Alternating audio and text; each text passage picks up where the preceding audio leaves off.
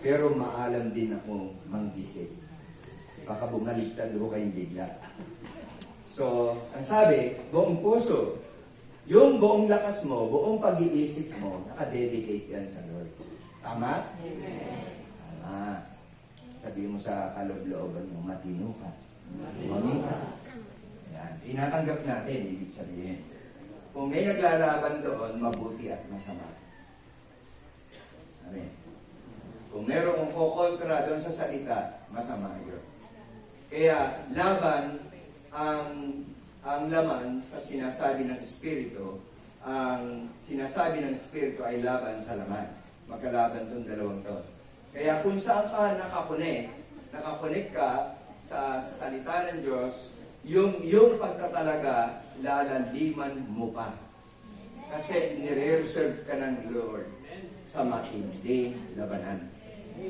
Amen. Kaya ang tingin ko po sa inyo, hindi lang po kayo mga pastor, mga sundalo ni Kristo. Meron mga general, meron mga colonel. Amen? Hallelujah! Tayo po ay mga mandirigma at hindi tayo ang naglalaban-laban. Dahil matitino tayo, hindi tayo maglalaban-laban. Ang kalaban natin ay ang demonyo. Kaya sabi mo, demonyo ka! Layas! Amen! Lumayos ka dyan.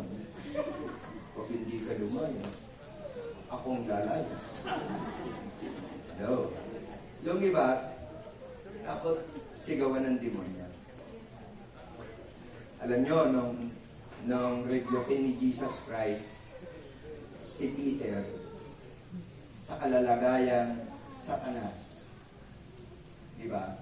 Sabi, Satanas! Lumayas ka! Puro bagay lang ng tao ang iniisip mo. Kaya, hindi ho nagagalit si Lord pagka sinisigawan natin ng demonyo. In Jesus' name, layas! Pinabalas yung aso. Amen. Hello? Amen. Questionable yan sa iba. We have no mercy in the words of the devil. Hindi ho yan nakukuha sa pagulong. Demonyo ho yan. Amen. Hindi ho yan katabi nyo. Anghel ng Panginoon yan. Amen. Paik pa kayo, anghel kayo ng Lord dito sa lupa. Wow, di ba? Kaya ang unang puputungan kayo eh. Dahil kayo ay mana ng buhay. Oh, hallelujah. Amen. Kaya nga, itong aklat na ito, ang sabi ko, sinulat ni Apostol Pablo ang aklat ng ito ng Colosas para sa iglesia sa Colosas, para sa mga Kristiyanong nakatira sa Colosas.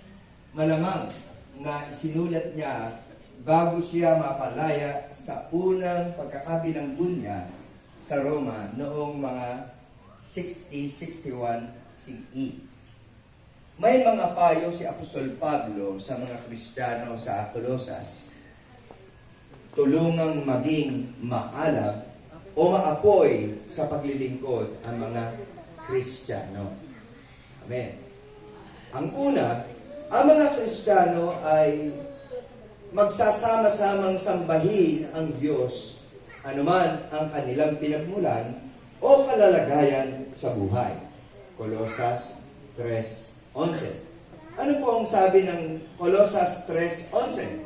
Dito'y wala ng Griego at Hudyo, tuli at di tuli, ng barbaro, ng iskita, ng alipin, ng malaya, kundi si Kristo ang lahat at nasa lahat. Wala nang Baptist, wala nang Pentecostal, wala nang Evangelical, wala nang Protestante. Hello? Iisa na tayo kay Christ. Lady natin, parang ayaw kay sa payo ni Pablo.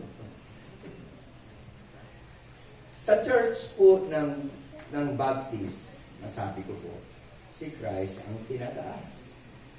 Tama? Sa Sa evangelical, si Christ dead. Sa Pentecostal, si Christ dead. Iba-iba ng function. Iba-iba ng pagpapadama ng pag-ibig sa Diyos. Ang hirap kaya, nasasabihin mong mahal na mahal mo ang Panginoon, ayaw mo namang humakbang sa pananampalataya. Sinasabi mong iniibig mo ang Panginoon, ayaw mo naman siyang sambahin sa pamamagitan ng paglilingkod.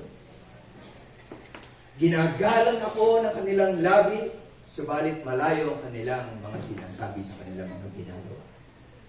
Dapat nakakonect po tayo, no? Amen. Kaya sa ABCI po, glory to God. To God be the glory. Ang sabi ng Baptist sa akin nung election, sabi, Bishop, glory to God, ha? Kaya ako na andito, ikaw ang ginamit ng Lord. Nawasak na yung goal. Nung mawasak yung goal ng division, nakapasok ako. Wow, di ba? Kailangan meron tanggalin talaga eh. Amen? Yan po yung denominasyon, mga religious feelings, at parang sila lamang ang tama at sila lamang ang nakaranas ng kilos at galaw ng Espiritu Santo. Huwag nating ikulong ang presensya ng Diyos sa loob ng church. Hindi siya nakatira doon. At hindi bababa ang Espiritu Santo dahil anointed ka. Hello! Ang Holy Spirit ay kusang bumababa pag tama ang puso ng mga tao. Tahimik man o maingay, amen? Siya ay gagawa! Kikilos! Aalaman ka ng kanyang banal na apoy! Hallelujah! At walang magagawa ang iyong dila, kusang kikilos yan. Amen. Kaya magtataka kayo pagka nagsishare kayo, aba, ayaw itong magpatotoo. Tapos hindi mo maagaw yung microphone. Amen? Di ba ganyan sa loob ng church? Kasi may alab na eh, may apoy na eh. Hindi ako handa, pastor. Hindi ako handa. Oh, grabe, pakibot pa. Pag hawak ng mic, hindi na handang ibigay. Parang nakalunok na ng mic.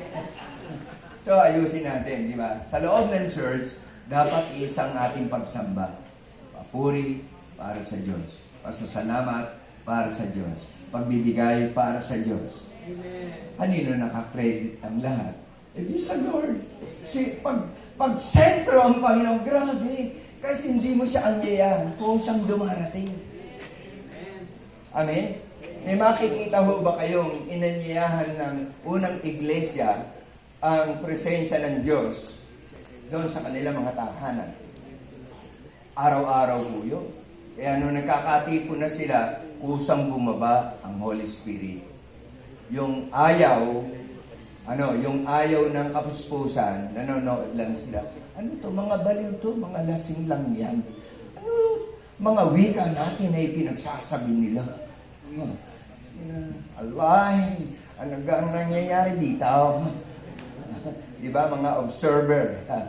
Lagi na lang naka-observe sa mga tao, mga marites lang yan. Hindi matitino yan. Hello, ang matitino, nakapokus sa pagsamba. Sabihin mo, matino ako. Nakapokus ka, di ba? Amen? Amen po ba? Ito na, grabe. Pangalawa, pinapasigla sila nito na maipakita ang mga katangian ng Diyos gaya ng pag-ibig, kabaitan, at habag. Sino ang umiibig sa Lord? Taas ang kanang kamay. Ayoko muna ng amen. Ayan, tayong mga anak ng Diyos, amen. Dalawang kamay po ang itaas natin. Pagka pagpapalain na po, amen. Ayan, ayan. Karapat dapat ka. Huwag niyo ibaba, no? Sabi niyo, karapat dapat ka na pagpalain ng ating Panginoon. Amen! Hallelujah! Hallelujah! Praise God! Hallelujah! Hindi ko na kayo inutusan kusang pumalakpak, pinalakpakan niya ang Lord, di ba? Amen. Amen. Hindi po ako nagpapagalak para utu-utuin kayo. Hindi po. Maalam po kayong magpuri ng kusa. Ini-stir up lang po natin yung faith natin. Amen. Katulad ni Paul, pinapasiglan sila nito na maipakita ang katangian ng Diyos. Hanggang saan ba natin ipinakikita ang katangian ng Diyos? Pag-ibig, kabaitan, at habag. Di ba sa pamilya yan? Kumusta na pamilya niyo? Eh, may problema nga ako dun sa asawa ko. Grabe. Lagi na lang akong pinagseselosan. Eh, anong oras ka bang umuwi? Hello?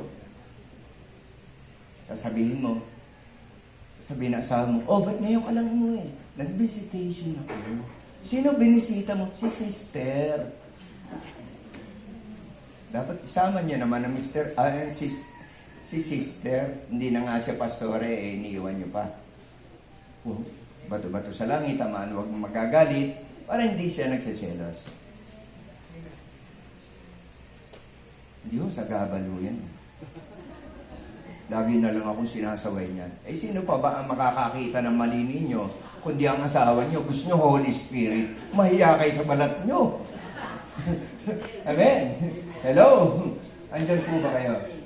Eh, kung hindi talaga equip yung asawa, magsama kayo ng kapwa ninyo para malayo sa tukso. Amen. O tukso, lapitan mo ako. Grabe, no? Mga kapatid, ingat lang. Amen. Yung alab, huwag mong ipapatay. Yung alab ng paglilingkod. Ito, maalab to eh.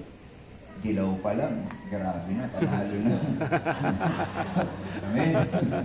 Pag pumunta ho kayo ng Muntinlupa, nako, isa ang nasa kaispan ng tao, Pres Nedi, ang aming mayor. Pag nagsuot kayo ng green, ayun, mga naka-green sila at orange. Manny Villar yung orange, yung green ay Aldrin San Pedro. Pag nagpula ka, nako, sindikato, pinuno ng sindikato. Ang daming mga comparison, mga kanya-kanya. Alam niyo po ba na reflection ito ng church? Kung ano ang church na ipini-present mo, ay gano'n ang nangyayari sa community na ginagalawan mo. Kaya, pagka naglalaban-laban ng mga politiko, naglalaban-laban kasi ang mga churches. Hindi gusto ng ating Panginoon niya.